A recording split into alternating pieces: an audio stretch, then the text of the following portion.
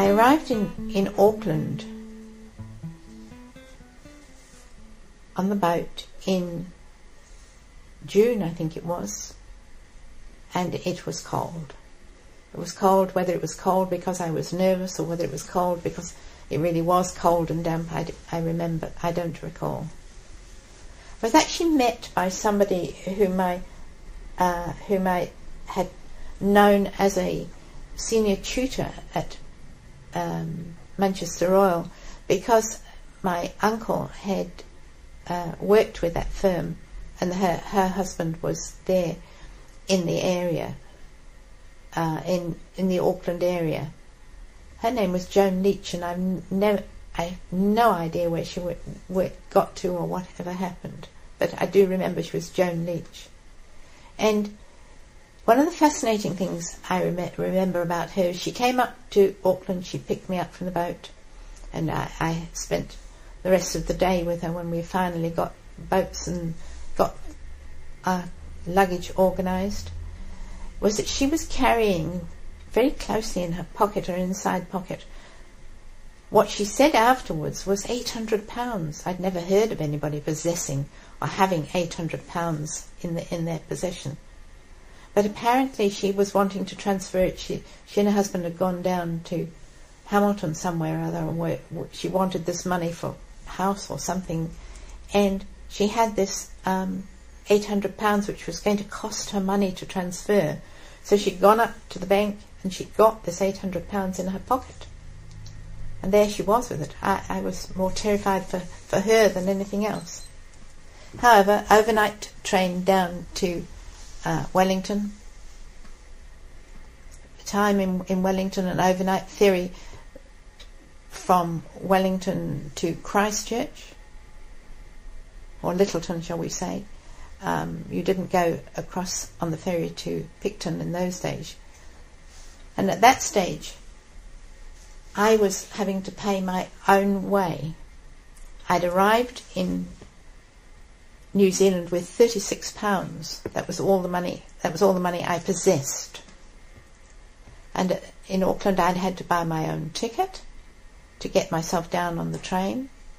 I'd also had to look after myself. I had to get myself down to Invercargill, and I knew that I was going to have to live until there was a payday. I know exactly that I had £36. I got myself down as far as Christchurch, because when the train from Littleton took you into Christchurch, and it was planned that I would go down on another overnight train from Christchurch down to Invercargill. I arrived in Christchurch and it was foggy.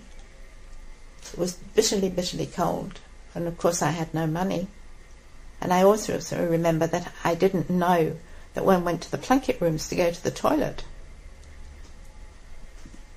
Nobody ever told me that the plunket rooms were the only places where ladies could go to the toilet in those days. Somebody said to me, "Oh, well, why don't you go on the bus down to Dunedin, and then you can get back on the train in Dunedin and arrive as you had planned the very next lunchtime." That seemed a warmer and better and safer idea. So, fine. I paid out almost the last bit of my money to get on the bus, and I travelled down to Dunedin. Arrived in Dunedin very late in the evening. That was a long journey in those days. And there I was, knowing that the train was the next morning. I was to pick up the train the next morning, 7 or 8 o'clock or something. Where was I going to sit? Where was I going to be? There was one lady I knew in Dunedin that I'd had correspondence with, who was actually a tutor at Dunedin physio school, who I'd actually worked with a very Irish lady whom I'd worked with at Braintree for a brief time. So I knew her address. I didn't even ring her. I got in a taxi and arrived about 10 o'clock on her doorstep and slept on her floor for that day. I had to then get a taxi, get back to the train the next morning. I don't think either of us slept that night. We talked instead, and talked about all sorts of things, about life in New Zealand. And she was extremely Irish, very, very Irish. And she and I were very friendly for quite a few years until she eventually returned to Ireland. I went from Dunedin on down to Invercargill and was met by a physio. I can't even remember her name at the stage. And immediately started work. I think I was living in the nurse's home, and much to my surprise, I was expected to start work the next day. I must say that I did need to have a little bit of time to arrange a bank account. I had no money to put in it, but one had to have a bank account. And I always remember that the difficulties that the pay clerk that worked in the Invercargill Hospital Board, or whatever they were in those days, couldn't understand why I desperately wanted this refund of money that I'd paid for my fare and accommodation down from Auckland. But she did arrange it, thank goodness. Otherwise I had absolutely nothing to live on till payday. But fortunately we were living in the nurse's home. Food at least was free. I really couldn't even afford the fare to get on the bus to go into Invercargill. And if you remember, Kew Hospital in those days was a little bit out of town, or what seemed miles out of town, virtually on the way to Bluff, with a very bluff man as superintendent, who was a farmer. And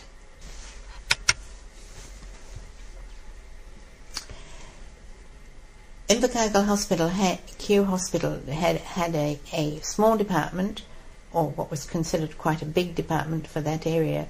We had a staff of 4, and at a later stage before I left, we managed to increase the staff to 6, which we thought was quite a big accomplishment. The freezing works and the Bluff oyster boats provided lots of patients for treatment, and there were a lot of farming accidents, a lot of people coming in for treatment from the surrounding areas, as well as the Invercargill people themselves. And I can always remember one of the things that I was fascinated about was there were always tins, jars, bottles appearing on the desk in the office, which was a tiny little room. There were tins and tins of oysters. The oyster workers, I presume nowadays that these were the ones that were the seconds, or the also-rans, or the small ones, or whatever. And I couldn't understand that the number of people who would come down with their little cups or little jars down to our department and disappear with these funny things, looking very happy. People, obviously, physio was the receiving place for all the oysters and pippies and anything that came down from the Bluff works, etc. And we did get some quite horrendous accidents from the oyster beds and from the oyster shelling people. So, because men went down there, could make their fortunes, and it was on what I presume would be now a piecework. So they had a minimum, and after that they had to deal with each day or each hour, and if they raised more, they obviously got bonuses.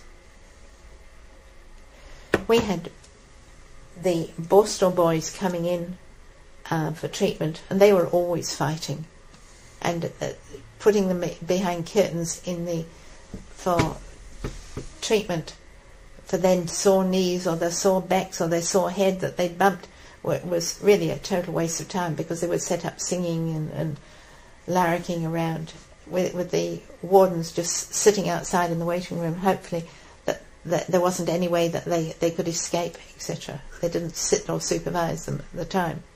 So in the end we used to have them, we'd have an hour or 2 hours a couple of times a week set aside to treat them and deal with them.